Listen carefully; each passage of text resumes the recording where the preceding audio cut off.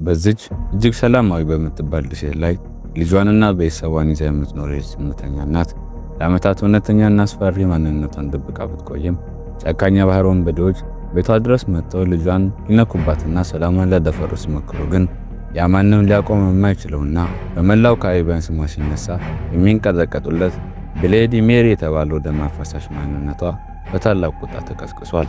ወንበዴዎቹ ወርቅ ለመዝረፍና ነዋሪዎቹን ለመጨፍጨፍ ሲመጡ ያገኙት ምስኪን እናትን ሳይሆን ለዓመታት በእይታ ተሰውራ የነበረችውንና የገዛ አዛዧን ሳይቀር ወቅታ ያመለጠችውን አስፈራን የባህር ወንበዴ መሆኗ ሲረዱ ግን የገቡበት የሞት ወጥመድ ወደ ኋላ የማይመለስና መጨረሻውም እጅግ ዘግናኝ መሆኑን ለማወቅ ጊዜ አልወሰደባቸውም።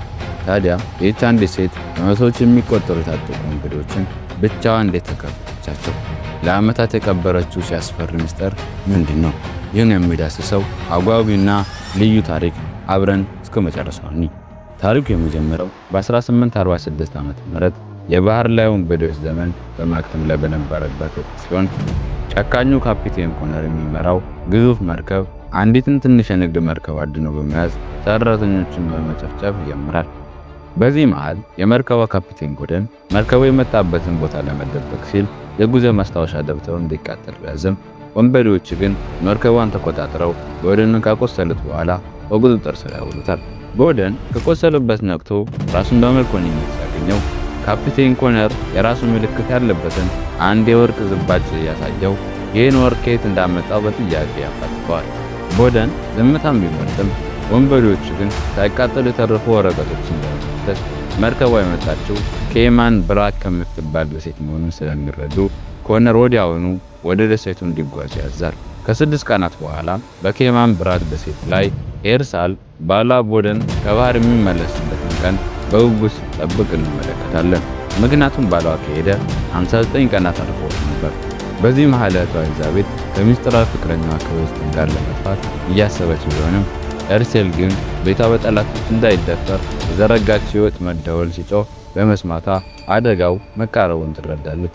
ኤርሴል በኩሽና ውስጥ ጭስ መኖሩን ስታስተውል ወንበዴዎች ቀድመው ቤቷ መግባታቸውን ስለምትረዳ ወዲያውኑ እሳቱን አጥፍታ ልጇን አይዛክን የብረት ድጋፍ እንዳይዘው ትረዳዋለች። ኤልዛቤትንም በዝንቡነቷ ከተቆጣቻት በኋላ የቤት ደውሎች በድጋሚ ሲጮሁ በመስማቷ ልጇን አይዛክን ከወለል በታች በሚገኝ ምስጢራዊ ቦታ ደብቃ ጠላቶቹ ጋር ለመጋፈጥ ትዘጋጃለች። ወንበዴዎቹ በቤቱ ጣራ በኩል ሰብረው በመግባት ኤርሴልን ለማጥቃት ቢሞክሩም እሷ ግን አንዱን በጥይት መታ ከጣለች በኋላ ከሌላው ጋር በከባድ ትግል ውስጥ ትገባለች።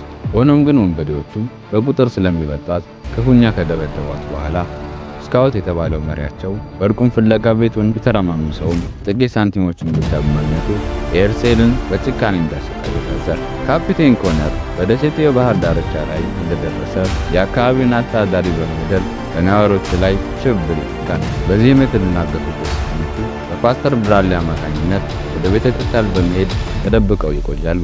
ኮነር ግን ኤርሴልን ካላገኘው ቤተክርስቲያኑን አቃጥላለሁ በማለት ነዋሪዎችን ማስፈራራት ይጀምራል። ወንበዴዎቹ ኤርሴልን በገመድ ሰቅለው ሊገላት ሲሞክሩ እሷ ግን በብልሃት ጣቶቿን በገመድ መሃል በማስገባት ራሷን ከታፈነችበት ታድናለች። ልጇ አይዛክ ወለል በታች መኖሩን ወንበዴዎቹ ሲረዱባት ኤርሴል ልጇን ለማዳን ስትል ጥቅልነቷንና ሴትነቷን ወደ ወንድታ የወንበዴዎች ቁንጣና ከመጀመር አስፈሪ ተዋጊ መሆኑን ታሳያለች። ኤርሴል በቤት ውስጥ ያሉትን ወንበዴዎች በሙሉ በቢላዋ ወንበርና በተለያዩ ቁሳቁሶች አሰቃቂ ሁኔታ በመጨፍጨፍ ልጇ አይዛክ ያለበትን ቦታ ትከላከላለች። በዚህ ታላቅ የጦርነት ብቃት የምታሳየው ኤርሴል መጨረሻ ላይ የቀረውን ወንበዴ ባሏ የት እንዳለ የጠየቀች በጭካኔ በመግደል ፍልሚያውን ታጠናቅቃለች። በተመሳሳይ ሰዓት ካፒቴን ኮነር በባህር ዳርቻው ላይ የሚገኙትን ነዋሪዎች ያለምንም ርኅራኄ እየጨፈጨፈ ሲሆን ኤልዛቤትንም ይህን ስታይ በድንጋጤ በአንድ ጎጆ ውስጥ ትደበቃለች። ኮነርም የደሴቱን ነዋሪዎች በማስፈራራት የኤርሴልን ምስጢራዊ መደበቂያ ቦታ ካወቀ በኋላ ኤርሴልን ለማግኘት ወደ ገደሉ አቅጣጫ ጉዞውን ይቀጥላል። ኤርሴልና ልጇ ለማምለጥ ሲዘጋጁ ፓስተር ብራድሊ ይመጣል። እሱም ቀደም ሲል ብላክ ሃርት ብራድሊ የተባለ ታዋቂ የባህር ወንበዴ እንደነበርና የኤርሴልን ምስጢራዊ ማንነት እንደሚያውቅ ይገልጻል። ኤርሴልም በጀርባዋ ላይ ያለውን ምልክት በማሳየት ኮነር ለምን እሷን እየፈለገ እንደሆነና ለዓመታት ደብቃ የኖረችውን ታሪኳን ለኤልዛቤት ታካፍላታለች። ኤርሴል እህቷ ኤልዛቤትን በሸንኮራ አገዳ ማሳ ውስጥ አግኝታ ከወንበዴዎቹ ከደበቀቻት በኋላ ሁሉም በአንድነት ወደ ምስጢራዊ ጫካ ጉዞ ይጀምራሉ። በዚህ መሃል ኮነር በኤርሴል ቤት ውስጥ የልጅ መጫወቾችን በማግኘቱ ኤርሴል ለማምለጥ የምትቸገረውን ልጇን ይዛ መሆኑን ተረድቶ እሷን ለመያዝ አዲስ ስልት ይቀይሳል። ወንበዴዎቹ ጫካ ውስጥ ሲደርሱባቸው ሲቃረቡ ብራድሊ ለኤርሴልና ለቤተሰቧ ጊዜ ለመስጠት ሲል ብቻውን ተጋፍቶ ሊያቆማቸው ይሞክራል። ኮነር ብራድሊን በጥይት ቢመታውም ብራድሊ ግን እስከ መጨረሻው ድረስ በመዋጋት ኤርሴል እንድታመልጥ ትልቅ መስዋዕትነት ይከፍላል። ወንበዴዎቹ ወንዝ ተሻግረው ኤርሴልን ሊይዙ ሲሉ በድንገት አንድ ግዙፍ አዞ ጥቃቱን ሰንዝሮ የወንበዴዎችን ቁጥር ይቀንስላታል። ኮነርም አዞውን በጥይት መትቶ ካባረረው በኋላ ድምፁን ከፍ አድርጎ ኤርሴልን ብሌዲ ሜሪ በማለት ጠራታል። ኤርሴልም የአንድ ወንበዴ ራስ ቆርጣ ወደ ኮነር በመወርወር ቁጣዋን ስትገልጽ፣ ኮነር ግን ወርቁን ከሰጠችው ባሏን ቦደንን እንደሚመልስላት ቃል ይገባላታል። ኤርሴል ቤተሰቧን ወደ ዋሻ ውስጥ ውስጥ ያለውን የወርቅ ምንጭና የጦር መሳሪያ ስታሳያቸው ገና በ12 ዓመቷ በኮነር ተጠልፋ ወንበዴ እንድትሆን እንደተገደደችና ቦደን ግን ከዚያ ሕይወት እንድትወጣ እንደረዳት ታደርጋለች። ኤርሴልም ቦደንን ለማዳን ስትል ከኮነር ጋር ለመገናኘትና ወርቁን ለመስጠት ትስማማለች። ኤርሴል በምስጢራዊ ዋሻ በኩል አልፋ በቤቷ ውስጥ ከታሰረው ከቦደን ጋር ተገናኝታ ፍቅራቸውን በስሜት ከገለጹ በኋላ ወርቅን ይዛ ከኮነር ጋር ለመለወጥ ትወጣለች። ሆኖም ግን ኮነር ቦደንን ለመልቀቅ ባለመፈለጉ ፍልሚያ ሲጀምር ኤርሴል ቀደም ሲል ያዘጋጀችውን የፈንጂ ወጥመድ በማፈንዳት አካባቢውን በጭስና በሞት ትመራዋለች።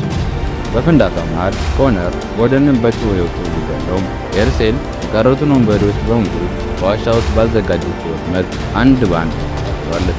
በመጨረሻም በገደሉ ጫፍ ላይ ኤርሴልና ኮነር ለሞት የሚፋለም ትግል አድርገው ኤርሴል ኮነርን በጭው በመግደል ነፃነቷን ስታውጅ እውነተኛው ስሟም ሜሪ መሆኑን በመግለጽ ከልጇና ከእህቷ ጋር ወደ አዲስ ሕይወት በመርከብ ትጓዛለች። ሜሪ ነፃነቷንና የልጇን ሕይወት ለማዳን ስትል ያን ለዓመታት የቀበረችውን አስፈሪና ደም አፋሳሽ ታሪኳን መልሳ ብትቀሰቅሰውም በመጨረሻ ግን ያን አረመኔ ካፒቴን ኮነርን በገዛ እጇ ጠርታ እውነተኛ ማንነቷን ለዓለም አውጥታ ከቤተሰቧ ጋር አዲስና ሰላማዊ ሕይወት ለመመስረት ጉዞዋን በመርከብ ታደርጋለች። ይህ ለነፃነት የተደረገው ትግልና የተቀበረ ማንነቱን እንዴት እንደሚቀሰቀስ ያሳየን ዘ ብለፍ የተሰኘ ፊልም ይህን ይመስል ነበር። ፊልሙን ከወደዱት ላይክ እና ሰብስክራይብ በማድረግ ቤተሰብ ይሁኑ።